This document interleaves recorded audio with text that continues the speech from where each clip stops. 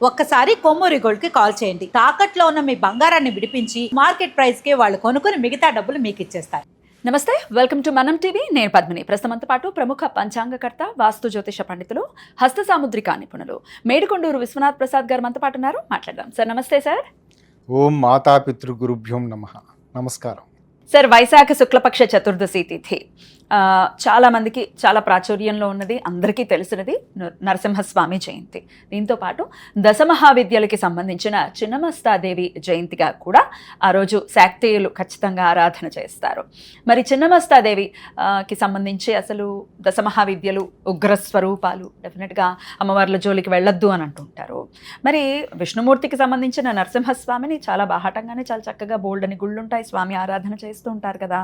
మరి ఇద్దరిని సమన్వయపరచాలి, దీన్ని మీరు చెప్పాలి, దీన్ని ఎలా అర్థం చేసుకోవాలో చెప్పాలి. నరసింహస్వామి ఆరాధన చేసిన వాళ్ళు చిన్నమస్త ఆరాధన ఎందుకు చేయకూడదు, ఖచ్చితంగా మీరు తెలియజేయాలి. అలాగే చిన్నమస్తాదేవి జయంతి రూపం చూస్తే కొంత భయంకరంగా ఉంటుంది. అమ్మవారి ఆరాధన ఎవరెవరు చేయొచ్చు, గ్రహాలకి సంబంధించి అంటే దశమహావిద్యలు నవగ్రహాలని కూడా సూచిస్తూ ఉంటాయి. ఈ గ్రహానికి సంబంధించి ఈ ఆరాధన చేయండి అని కూడా చెప్తూ ఉంటారు. ఏ గ్రహం యొక్క అనుగ్రహం పొందుతాం చిన్నమస్తాదేవి ఆరాధన చేస్తే, ఇవన్నీ ఒక్కసారి మీ ద్వారా సార్. మీరు ముందు అడిగిన ప్రశ్నలో దాంట్లో రెండు ఒకే తత్వాలు అయినప్పటికీ ఒకటేమో దేవాలయాలు విస్తృతంగా ఉంటాయి, మరొకటి ఇందులో రెండు బీతావహమైన తత్వానికి సూచించేవి.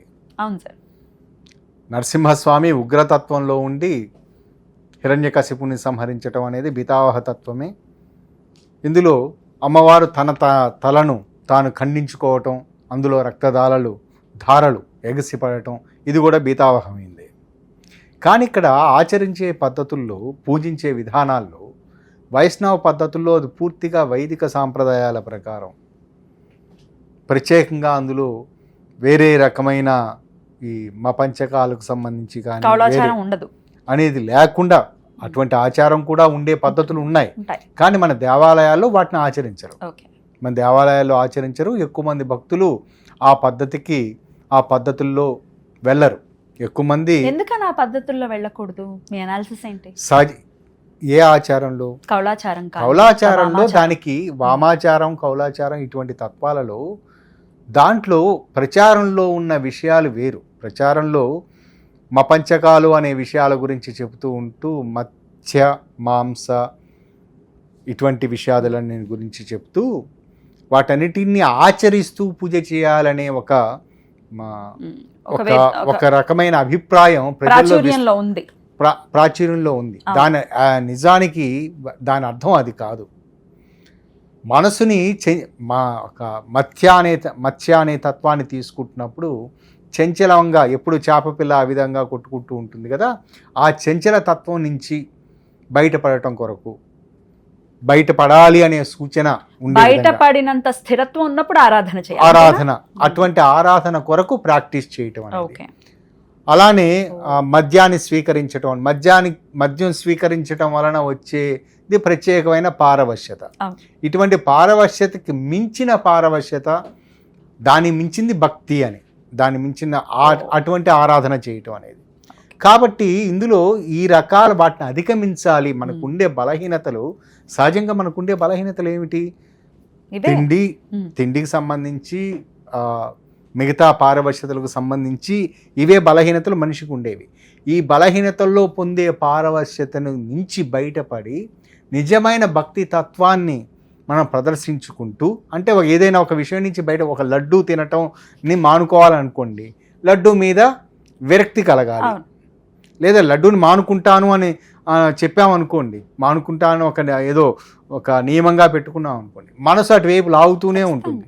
కానీ దాని మీద పూర్తిగా ఒక 2 లడ్లో 3 లడ్లో కంటిన్యూస్గా తిన్న వెగట వచ్చిన తర్వాత ఆ లడ్డు తినటంలో ఉండే తీపి కన్నా మరొక ఏదో ఒక గొప్ప మధురమైనది మరొకటి ఉన్నది అనే స్థితిలోకి మనం వెళ్తాం. కాబట్టి మనకున్న ఈ 5 రకాల లక్షణాలను అధిగమించడానికి, దాన్ని పరిపూర్ణంగా దాని నుంచి పొంది ఆ తత్వం నుంచి మనం భక్తి అనే మార్గంలోకి వెళ్ళాలి అనేది ఒక రకమైన ఆచార పద్ధతి. ఓకే.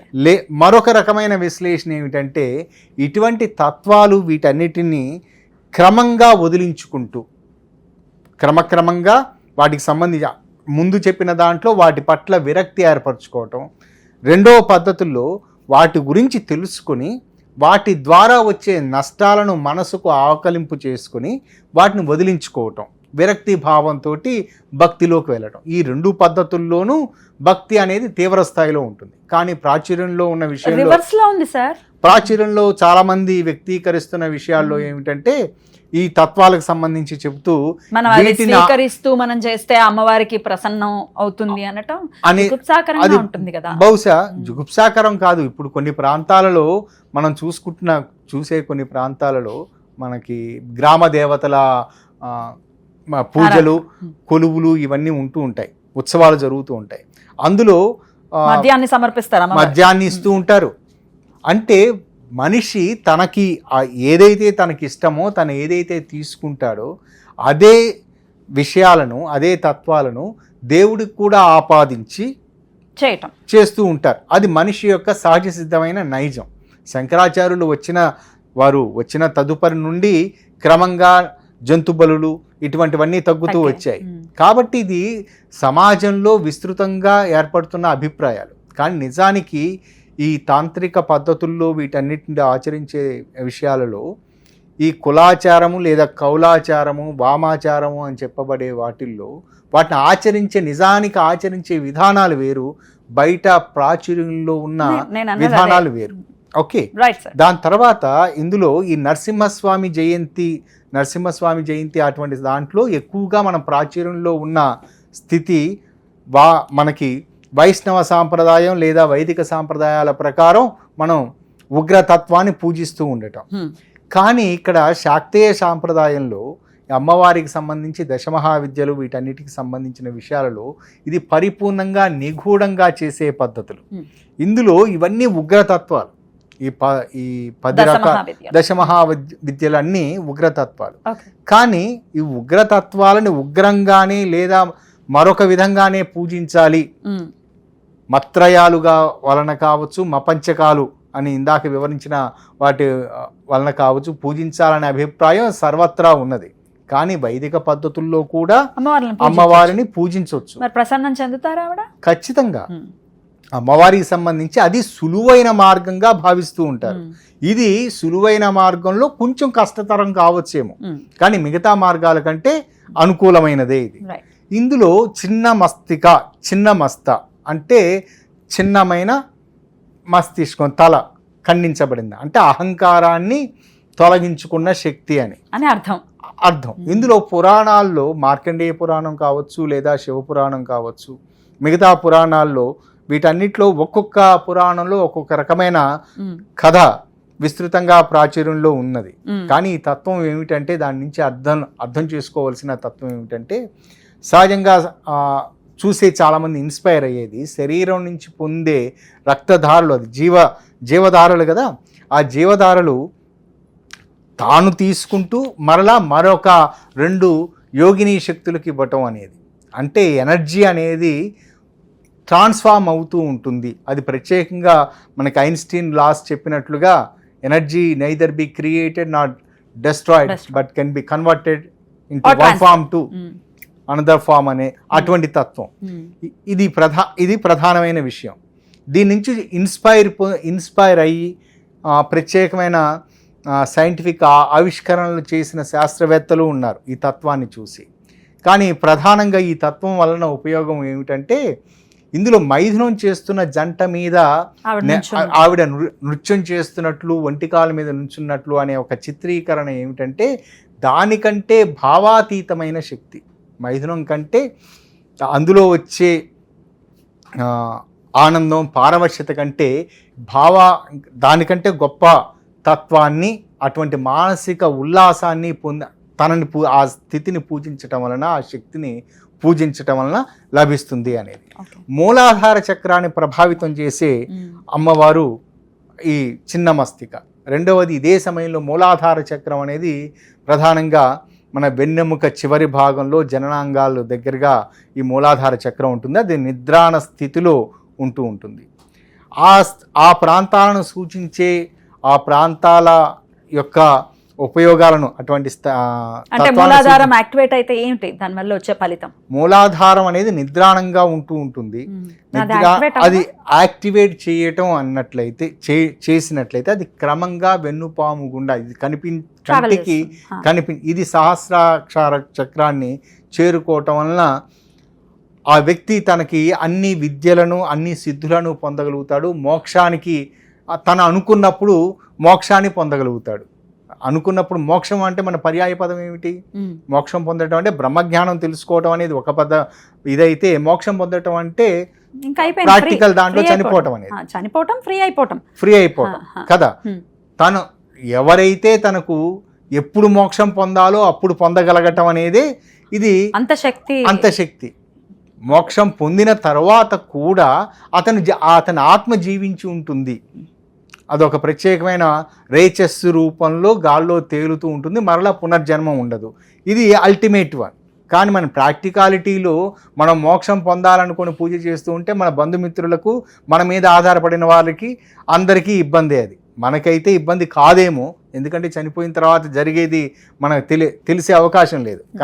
కానీ మన మీద ఆధారపడిన వారికి అది చాలా బాధాకరమైన విషయం, ఇబ్బందికరమైన విషయం.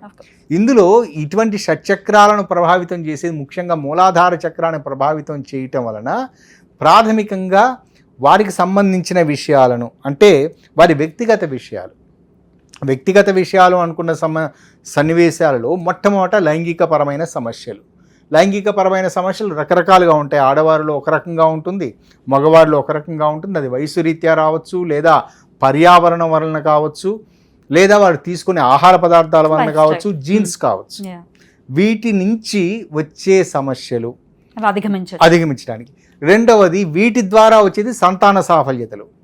దాని తర్వాత వీటికి ప్రత్యేకంగా అవసరమైనది రక్త ప్రసరణ వ్యవస్థలు, అంటే రక్తనాళాలకు సంబంధించిన సమస్యలు. ఇటువంటి తత్వాలు తీవ్ర స్థాయిలో ఉండి అది వైద్య సలహాలు, వైద్య పద్ధతుల ద్వారా అవి నయం కాని సందర్భాలలో చిన్నమస్తాదేవి ఆరాధన చేయటం వలన త్వరితగతిన వారికి ఉపశమనం లభించడమే కాకుండా వ్యాధి నిర్మూలన జరగటం అనేది జరుగుతుంది. చాలామంది విషయాల్లో నా ప్రాక్టీస్లో చూశాను. అంటే వామాచార పద్ధతుల్లో ఆచరించండి అని కాదు, సాత్విక పద్ధతుల్లో అని. ఇందులో గ్రహానికి సంబంధించి కూడా చెప్పండి. శుక్రునికి సంబంధించి ఇందులో ప్రధానంగా శుక్రకుజుల యొక్క కలయిక లేదా పారవశ్యతకు సంబంధించి శుక్రుని యొక్క ఇన్వాల్వ్మెంట్ ఖచ్చితంగా ఉంటుంది. అంతే కదా, శుక్రుని దాంట్లో ఇందాక వివరించిన లక్షణాలలో శుక్రునికి సంబంధించిన ఏదైనా దోషాలు ఉన్న సన్నివేశాలలో వారు ఇటువంటి పద్ధతులు, చిన్నమస్తికాదేవికి సంబంధించిన ఆరాధన, రాహుని కూడా చెప్తూ ఉంటారు కదా, మీరు కన్సిడర్ చేయరా? అమ్మవారికి సంబంధించి ప్రతి విషయానికి రాహు తీసుకోవచ్చు. కానీ ఇందాక చెప్పిన లక్షణాలలో ఒకటి లైంగికపరమైన సమస్యలు, సంతాన సాఫల్యతలు, రక్త ప్రసరణ, ఇటువంటి రక్తనాళాలకు సంబంధించిన విషయాలు అనే ఒక ప్రత్యేకంగా చెప్పే కదా. ఇటువంటి లక్షణాలకు ఇబ్బంది కలిగించే పరిస్థితి అంటే ఏర్పడుతుంది అంటే అది శుక్రగ్రహ దోషం వలన. శుక్ర అనుగ్రహం పొందొచ్చు. శుక్రగ్రహ అనుగ్రహానికి సంబంధించి అది. రెండవది ఆహార పదార్థాల వినియోగం లేదా సరైన ఆహార పదార్థాల తత్వాలు ఇబ్బందికరంగా ఉండటం, ఆహార పదార్థాల వినియోగంలో ఇబ్బందులు ఉండటం. అతనికి ఎవరికైనా మంచి ఆహార పదార్థాలు అన్ని అందుబాటులో ఉంటాయి, తినలేని పరిస్థితి ఉండొచ్చు. ఉదాహరణ చాలా బిజీ పర్సన్ అయి ఉండొచ్చు, దాంట్లో సమయానికి భోజనానికి అన్ని అరేంజ్ అయి ఉంటాయి, కానీ తినలేని పరిస్థితి, షుగర్ ఉన్న తినలేని పరిస్థితి ఉంటుంది. అటువంటిది కూడా అనుకోవచ్చు కదా. ఇటువంటి కారణాల చేత వారు సరైన పోషకాహారం తీసుకోలేని పరిస్థితుల్లో రాహుకు సంబంధించి అటువంటి సన్నివేశాలలో కూడా అమ్మవారికి సంబంధించి చిన్న మస్తిక మరి ఎలా ఆరాధన చేయొచ్చు? ఇందులో సింపుల్ గా ఈ లక్ష్మి ఇవన్నీ పార్వతీదేవి యొక్క తత్వాలుగా మనం పరిగణలో తీసుకుంటూ ఉంటాం కాబట్టి దుర్గాదేవి ఆరాధన మనం ప్రత్యేకంగా మన దగ్గరలో ఉండే అమ్మవారి దేవాలయాలు లేదా గ్రామ దేవతల దేవాలయాలు, వారికి అందుబాటులో ఉన్న ఏదే దేవాలయాన్నైనా సందర్శించుకొని దుర్గా సప్తశతి పారాయణ చేయటం, ఇది చాలా అనుకూలమైన ఫలితాలను ఇస్తుంది. ముఖ్యంగా ఈ రోజు అంటే ఈ చతుర్దశి రోజు చిన్నమస్తిక జయంతి వచ్చిన రోజున ఆ రోజు అమ్మవారిని తలుచుకొని, ఒకవేళ దేవాలయానికి వెళ్ళలేని పరిస్థితుల్లో ఇంట్లోనే మనకి మామూలుగా గౌరీదేవి పూజ చేస్తూ ఉంటాం కదా, గౌరీదేవికి పసుపు ముద్ద ఈ విధంగా ఒకటి పెట్టి గౌరీదేవిగా భావించి, ఆ విధంగా స్త్రీలైతే ఓ పసుపు ముద్దని తయారు చేసి పెట్టుకొని అమ్మవారిగా భావించి, వారికి సంతాన సాఫల్యతల గురించి ఎదురు చూస్తున్నవారు వారికి వారి సంకల్పం చెప్పుకొని అమ్మవారికి సంబంధించి దుర్గా సప్తశతి పారాయణ చేస్తూ ఉండటం, లేదా కుదరని సందర్భాల్లో యూట్యూబ్లో మనకు దొరుకుతూ ఉంటుంది, వింటూ ధ్యానం చేసుకోవటం, తమ సంకల్పం చెప్పుకొని ధ్యానం చేసుకోవటం వలన మంచి అనుకూలమైన ఫలితాలు ఉంటాయి. మరి చిన్నమస్తాదేవి దర్శనం కూడా మనం ఇక్కడ చూసుకుంటే ఎక్కడెక్కడ మన అమ్మవారి దర్శనం చేసుకోవచ్చు, ఎక్కడ ఉన్నాయి గుళ్ళు ఒకసారి చెప్పండి. నాకు తెలిసినంత వరకు ఒకటి హైదరాబాదులో సికింద్రాబాద్ ప్యాట్నీ సెంటర్ దగ్గర డొక్కలమ్మ గుడి అనే ఒక దేవాలయం ఉంది. అది పేరుకి ఆ ప్రాంతంలో వారు పిలిచేది డొక్కలమ్మ అని పిలుస్తూ ఉంటారు, కానీ నిజానికి అక్కడ ఉన్న శక్తి చిన్న మస్తిక. రెండవది ప్రకాశం జిల్లాలో త్రిపురాంతక క్షేత్రంలో అమ్మవారికి బాలా త్రిపుర సుందరి అమ్మవారు, ఆ అమ్మవారికి సంబంధించిన దేవాలయ పాలికగా అక్కడ అమ్మ చిన్న మస్తికాదేవి విగ్రహం అక్కడ ఉంది. అమ్మవారి విగ్రహం బయట ఉంటుంది, అది ప్రత్యేకంగా అక్కడ ఉన్నది. కాబట్టి చాలా ఫేమస్ ఏమిటంటే కాశీలో, దక్షిణ కాశీ అటువైపు రాంపూర్ అనే ప్రాంతంలో అక్కడ దుర్గాదేవి దేవాలయం ఉంది. అక్కడ నిజానికి పేరుకి అందరూ దుర్గామా దేవాలయం అని పిలుస్తూ ఉంటారు, కానీ అక్కడ చిన్న మస్తికా దేవాలయాలు. కాబట్టి ఈ దేవాలయ సందర్శనం ముఖ్యంగా నేను ఎక్కువ మందికి తీవ్రమైన అనారోగ్య స్థితిలో ఆసుపత్రుల్లో ఇబ్బందుల్లో చాలా నెగటివ్గా, అంటే మరణావస్థలో ఉన్న వారికి సంబంధించి వారి బంధువులకు మీరు అమ్మవారి దేవాలయానికి వెళ్ళండి, అక్కడ మనస్ఫూర్తిగా కోరుకోండి, మాకు సంబంధించిన బలానా వ్యక్తికి వారికి ఇటువంటి అనారోగ్య స్థితి ఉంది, స్వస్థత ఇవ్వండి అని కోరుకోండి. కానీ ప్రత్యేకమైన కానుకలు ఇటువంటి ఏమి ముక్కోవద్దు, ధనం పెట్టుకొని రండి అని చెప్పిన సందర్భాల్లో దాదాపు 99% మందికి సానుకూల ఫలితాలు రావటం చూశాను. అద్భుతం సార్, చాలా చక్కగా వివరించారు. ఖచ్చితంగా తెలుసుకోవాలి ఈ విషయాలు, ఎందుకంటే ప్రాచుర్యంలో ఉన్న విషయాలు వేరు, అసలు ఉన్న దాని అర్థం వేరు.